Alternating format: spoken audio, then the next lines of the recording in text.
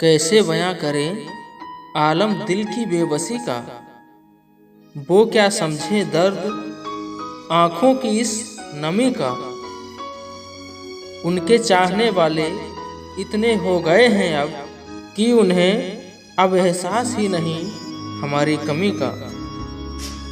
किस मुकाम पर ले आई है ये मोहब्बत हमें, उसे पाया भी नहीं जाता और भुलाया भी नहीं जाता।